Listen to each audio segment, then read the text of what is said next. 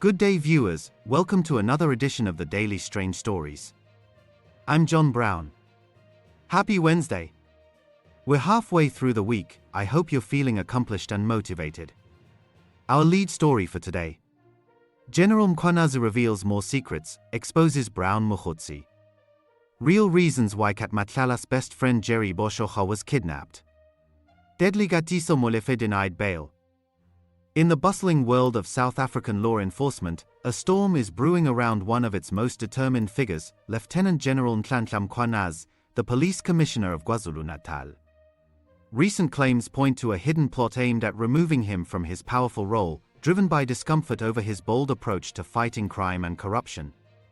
At the same time, Mkhwanazi has made it clear that he plans to finish his current contract and step away, choosing rest over renewal amid these swirling tensions. Adding layers to this unfolding drama is the mysterious kidnapping of Jerry Boshoga, a Pretoria entrepreneur and farmer, allegedly tied to his close friend and business associate, Cat Matlala. This web of events reveals deep connections between political pressures, criminal networks, and high-stakes dealings that threaten to reshape the fight against organized wrongdoing in the country. Lieutenant General Nhlanhla Mkhwanazi has earned a strong reputation as a no-nonsense leader in KwaZulu-Natal, a province known for its challenging crime landscape. His methods focus on direct action against criminal groups and corrupt practices, which has made him a hero to many but a target to others. Political commentator JJ Tabane has brought to light troubling suggestions from unnamed sources that people near President Ramaphosa might be pushing for Mkhwanazi's removal. These efforts reportedly stem from his unyielding style, which some in power find unsettling. Remember, as he was doing that press conference, he was risking his job. Yeah. Right? And there was nothing stopping, by the way, these politicians from firing him. In fact, there is a rumor, I don't like peddling rumors, but there's a rumor that, there are people, who are very close to the president who actually want to encourage him to fire Mkhwanazi. Some are hoping that through this commission, which I can tell you now, in my view, it's unnecessary. Unnecessary? Yeah, it's unnecessary. Okay, we'll get into because that. It's an excuse for inaction, if you think about it. Right? Sure. If you are running an organization, in this case, you are running an executive as the president, and in a sensitive area like state security and so on, Yeah, police. you don't have the luxury of 6 months of twiddling your thumbs. So true. And you have full control over the police as the president as well. Yeah. Security expert Themba Maseko has pointed out that any attempt to push Mkhwanazi out could be viewed as interference from political circles, especially given his proven success in dismantling criminal operations. As these allegations circulate, groups like the organization Undoing Tax Abuse are demanding clear answers, insisting that choices about police leaders should be based solely on performance and not hidden agendas. The situation has sparked wider discussions about how politics might be influencing law enforcement, particularly in a region where Mkhwanazi is leading key efforts to prevent crime. Observers are keeping a close eye on developments, wondering if this will turn into a full challenge against one of South Africa's standout police officials. Mkhwanazi's contract is set to end in December 2025, and he has openly stated his intention to complete it fully before heading home to relax. In a recent address to Parliament, he highlighted what he sees as deliberate attempts to damage his image through smear campaigns. He mentioned Brown Mkhwanazi, described as someone closely linked to Police Minister Senzo Mchunu, who reportedly warned him of internal moves to undermine him. Mkhwanazi verified this person's ties to the minister, noting their shared travel to places like Lusigisigi. He believes a proper investigation could uncover communications between them and clarify the situation. During this parliamentary session, Mkhwanazi firmly rejected rumors that he is eyeing the top job at the Hawks, the Directorate for Priority Crime Investigation. As the longest-serving Lieutenant General in the South African Police Service, he explained that he has reached the peak of his rank and has no interest in further promotions. His career path has always been about confronting criminals head-on, combining investigative work with active combat against crime, rather than specializing in detection alone. He recalled his time as acting National Police Commissioner, where he started probes that faced resistance from higher-ups and ultimately stalled, a pattern he sees repeating in his current position. General Mkhwanazi said during his time as acting National Police Commissioner, he initiated probes that faced resistance from senior officials, many of which stalled without results. He sees parallels in his current challenges, suggesting a pattern of obstruction when tackling sensitive issues. The smear campaigns that are going around trying to tarnish my name to some degree. In 2024, on the 29th of October, to be precise, I received a phone call, Chair, a phone call and a message that came from a gentleman who said to me he's a close associate of the Minister of Police. And that is Mr. Brown. He referred to himself as Mr. Brown Mkhwanazi.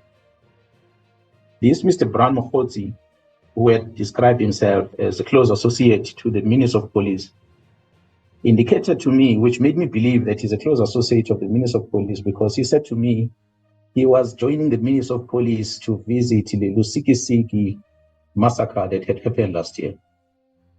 And because I did not trust him, I called the Chief of Staff to try and establish who is this gentleman. And the Chief of Staff did confirm to me that indeed he is a very person close to the Minister of Police. But what surprised me about this gentleman is that he then indicated to me on a message that he sent me when he said there's an internal attempt to discredit me through the defeating the end of justice case. And as we engage, and I asked him, what is he talking about? He then he sent me a report that was written by the member who, well, not signed, but a report that was written by a Lieutenant General Matthews, who was working under Operational Valomgodi, who was an operational commander at the time. And unfortunately, the report that he sent to me, a letter which I have here before me, was not signed, Honorable Chair and members. He sent me this report, and subsequent to that, he then forwarded the copies of the OB entries that were made at Impangeni police station, where there were indications that I personally stopped the arrest of one senior officer. So that's how the whole thing started. And when I asked him about more details about this thing, where did he get this? And his response was, and I quote, "The minister is briefed. He has just arrived at Lusikisiki." So because this person looks like he's very close to the Minister of Police, and he was traveling with him to Lusikisiki. And I guess the investigation is going to reveal whether did he really travel with him to Lusikisiki. I guess with the investigation chair, we'll be able to establish the communication between this gentleman and the Minister of Police, if it's true or not, as is alleged. Honorable Chair and members, not because of arrogance or whatever, but I can safely tell you that I believe I'm the oldest or the longest serving Lieutenant Generals in the South African Police. And I'm in the highest notch of this level that I'm in. I cannot get any promotion beyond what I have now. So if anyone will feel that I was going to pursue any post beyond this, they are mistaken. I know there are colleagues that are eager for the posts that are going to be vacant. When I joined the South African Police Service, it was my resolve to face the criminals directly. That's why I joined the Public Order Police Unit. And from there, I moved to the Special Task Force. I never wanted to be a detective specifically, because I wanted to be involved with the real action that is a combination of both investigation and combating in the main. So it has never been my interest to become a detective. So those that decided again, the very same newspaper or very same journalist or media houses, they then go and put my face out there as if I'm the person that wants to become DPCI. I'll say in front of the public and to the colleagues that are within the South African Police Service who are interested to apply for the post, that they must feel free that I will never submit my application for the post of DPCI. I remain here to see to it my contract is done, a contract that has got a year to go before it ends. And I'll do my job, and from there I'll go home and relax. Painfully, Mkhwanazi was demoted from the acting National Commissioner position by the then President Jacob Zuma as punishment for refusing to stop probing his aide, Richard Mkhwanazi, whom Mkhwanazi had suspended. Back in 2012, while serving as South Africa's acting police chief, General Mkhwanazi made the bold decision to suspend Richard Mkhwanazi, a close ally of then-President Jacob Zuma.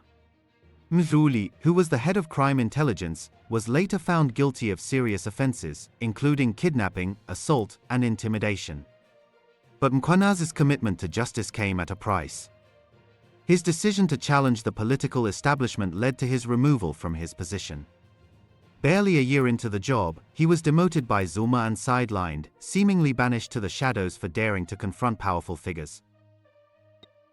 Public support for Mkhwanazi has been overwhelming, with thousands joining the concerned citizens of South Africa in a demonstration at Curry's Fountain in July 2025. Under the banner hashtag Mkhwanazi is us and we are Mkhwanazi, people from areas like Phoenix rallied to back him. Community activist Pastor Mervyn Reddy helped organize residents from Phoenix, where issues like drug dealing, robberies, and hijackings have long troubled daily life.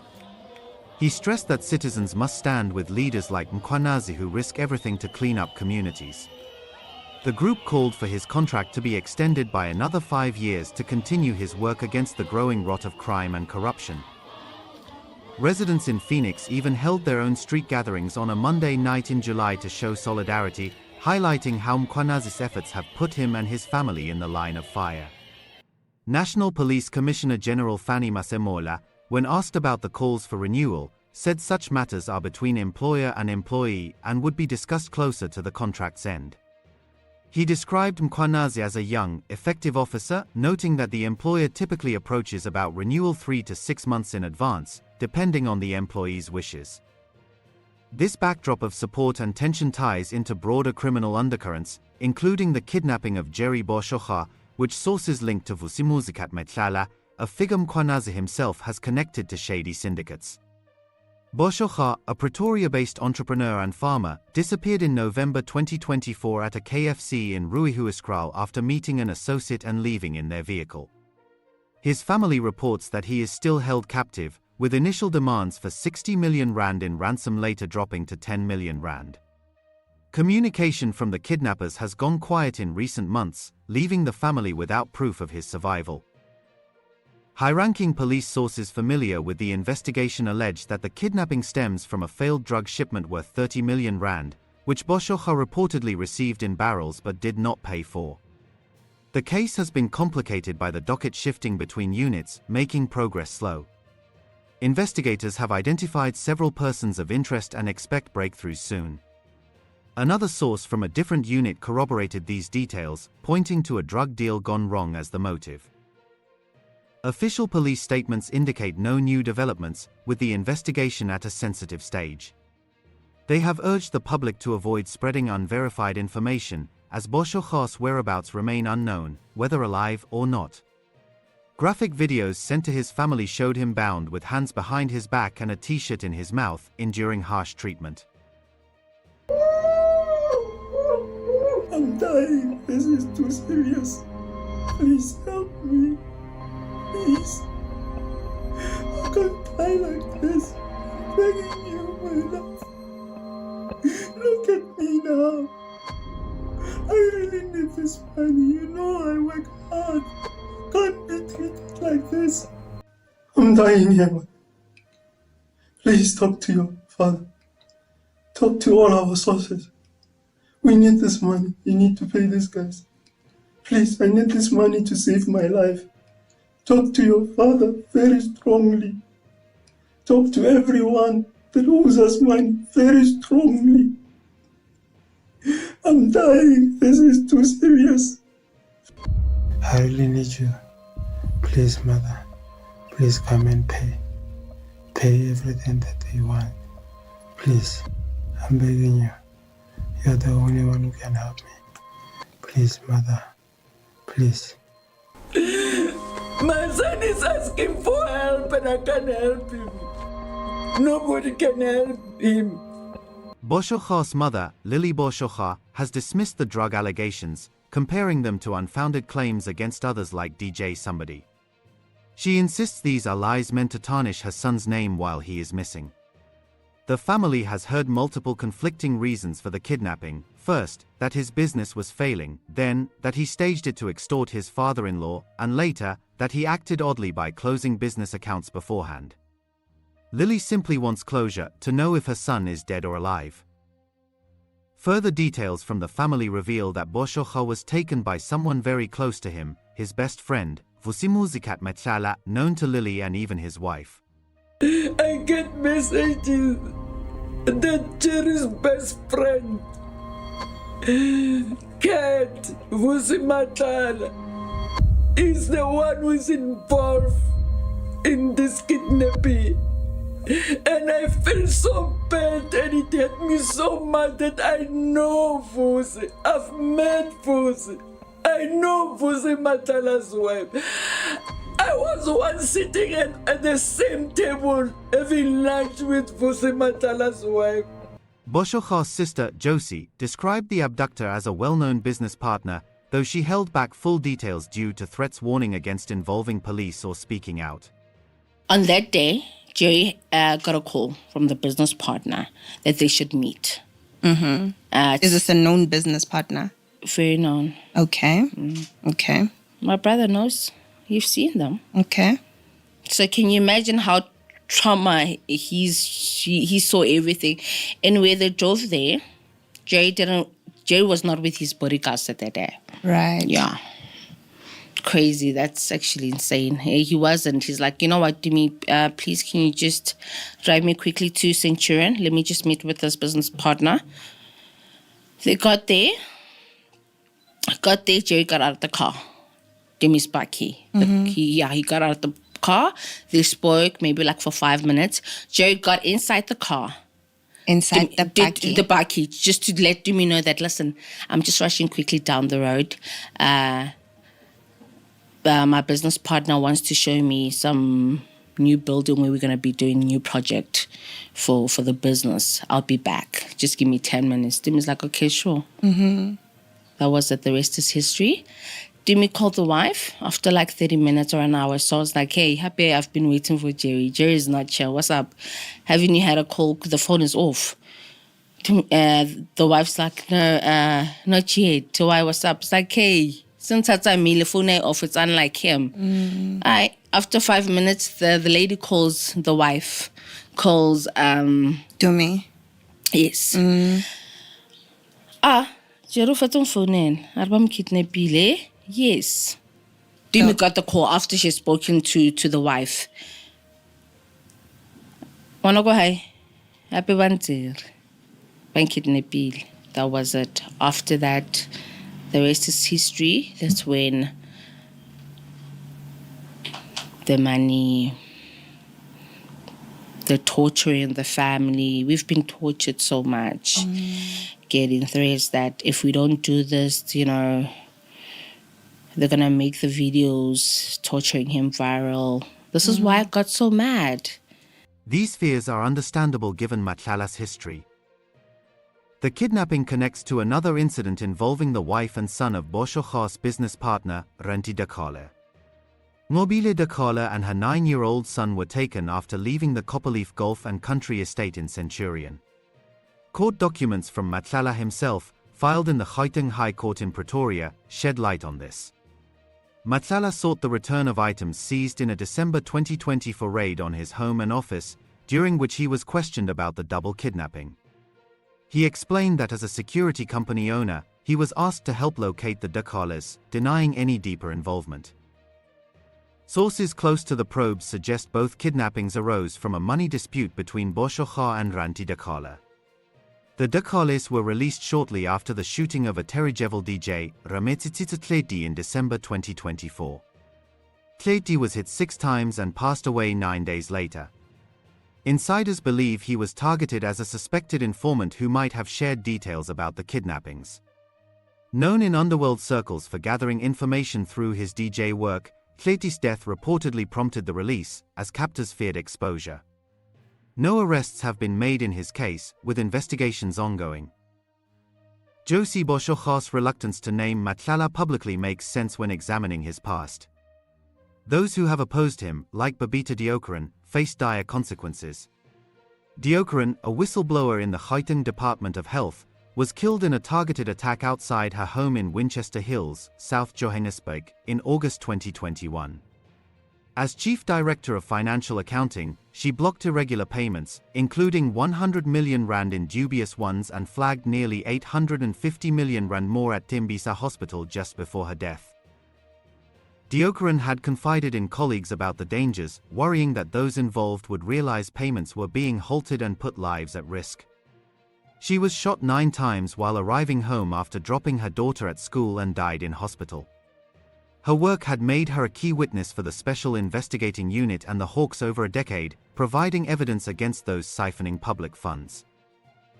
For years on from her assassination in 2025, the hitmen are imprisoned, but the mastermind remains unidentified. Muanazi has directly linked a criminal syndicate to Matlala, whom Deokaran had flagged for fraud through his shell companies in 2021. In our news bulletin tomorrow, we will tell you more about Babita Deokaran and why she was assassinated. We will also mention the ANC politicians who were also implicated by Babita Deokaran just before she was shot dead. So make sure you tune in tomorrow to learn more about this story. Meanwhile, Special Crimes investigator Mike Boluis describes Matlala as a highly dangerous figure with ties to top police officials and questionable tender deals. Matlala is currently detained on charges including attempted murder, money laundering, and conspiracy to commit murder. Boluis notes Matlala's involvement in organized crime, handling dirty work for government insiders and senior police, with connections to extortion groups in Mamelodi and the taxi sector. He funds and collaborates with hitmen and gangsters, making him a central player. Civil society groups like Defend Our Democracy highlight how Matlala's ability to win state tenders over years exposes deep-rooted corruption. Meanwhile, in the shadowy world of high-stakes business and hidden alliances, Katiso Molefe, a very controversial businessman, perceived as extremely dangerous by many, finds himself trapped behind bars once again. This Santon entrepreneur, accused of orchestrating deadly schemes, has just been denied bail by the Alexandra Magistrates Court, ensuring he remains in custody as investigations deepen. The decision, delivered this afternoon, highlights the growing web of suspicions surrounding Molefe, painting him as a central player in a network that spans multiple high-profile killings. As details emerge, the story unfolds like a modern tale of power, deception, and the relentless pursuit of justice, drawing in elements that keep authorities on high alert.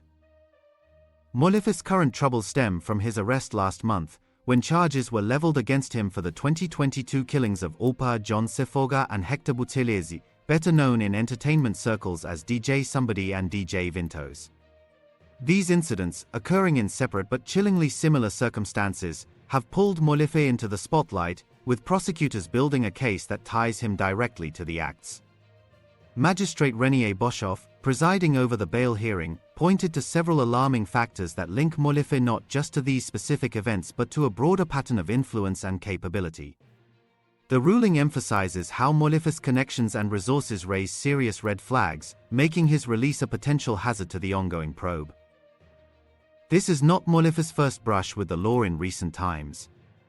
His name surfaced prominently during a high-profile press conference in Durban last month, where KwaZulu-Natal's police chief, Nhlanhla Mkhwanazi, openly discussed the infiltration of the criminal justice system by powerful figures. In that explosive address, Molefe was identified as a key individual amid claims of systemic capture, adding layers to his already complicated profile. Prosecutors have positioned him as the head of an alleged group specializing in targeted operations, including former Johannesburg detective Michael Puletau and experienced operatives Tleko Floyd Mabusela and Musagegana. Together, they face charges in this matter, as well as in a separate case at the Gauteng High Court in Palm Ridge, revolving around the April 2024 killing of Vaal engineer Armand Swart. The connections do not stop there. Tau, Mabusela, and Gegana are also implicated in the 2023 death of Don Tingleni, expanding the scope of their alleged activities. Additionally, Mabusela and Gegana stand accused alongside Cat Matlala in the attempted targeting of socialite Teboko Tsobejane, who is Cat Matlala's former girlfriend. These overlapping cases suggest a coordinated effort, with Molefe at the helm, directing actions from afar while maintaining a facade of legitimate business dealings in Santon's affluent circles. Molefe's path to this point has been marked by a series of arrests and legal maneuvers. In December of last year, authorities took him into custody for the Swart incident, initially refusing him bail due to the gravity of the accusations. However, in June 2025, the High Court overturned that decision, allowing his release on a 100,000 rand bail. Freedom was short-lived. By the following month, he was re-arrested, first for DJ Samba's killing and then for Buthelezis, as new evidence strengthened the links between the events. The state's opposition to his latest bail bid centers on his status as a significant flight risk, given his history of frequent international travel. During the Swart proceedings, testimony revealed that Molefe had informed an arresting officer of his impending business trip to Hong Kong, implying that authorities had narrowly caught him before he could depart. An affidavit from the investigating officer in the current case further details a call from Molefe's attorney seeking the return of his passport after his prior release, a request that was denied based on intelligence suggesting plans to flee to Hong Kong. Molefe has countered this by suggesting a possible misunderstanding on his lawyer's part, claiming he merely wanted to locate the document. Delving deeper, Molefe's past includes a conviction from 2004 in the United Kingdom for charges related to drug smuggling, where he was found using a fraudulent Lesotho passport under the alias David Lebitsa. The magistrate in the recent hearing described this episode as highly significant, noting that even though it occurred over 2 decades ago, it demonstrates Molefe's ability to employ deceptive tactics to evade capture. Such history fuels concerns about what he might attempt now, especially with active investigations into other similar incidents involving this alleged syndicate. Authorities are piecing together additional puzzles, including missing evidence that could be at risk of interference if Molefe were free. The magistrate highlighted the potential for tampering, given the group's reach. Financial aspects also play a crucial role. Much of Molefe's income appears to stem from large cash deposits, which the state argues point to unexplained sources. Molefe maintains that his businesses occasionally handle cash payments, all properly banked, but the court views this lack of clear explanation as a strong indicator of hidden dealings. On the evidence front, while Molefe argues that the case against him relies heavily on indirect links and lacks direct proof, since he was not present at the scenes, the magistrate counters that such absences do not preclude drawing firm conclusions of involvement. Cell phone records are particularly telling, showing communications where the alleged perpetrators seem to await payments from Molefe following the acts. Notably, after DJ Samba's death, the phones of his co-accused were traced near Molefe's upscale Santon residence, despite their homes being in distant areas like Roodpoort and Atterridgevel.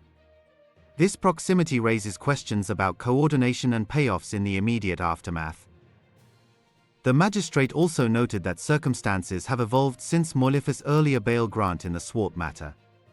With these new charges, which carry severe implications, the risk of him absconding has heightened. The strengthened connections among the 4 accused further tip the scales against release.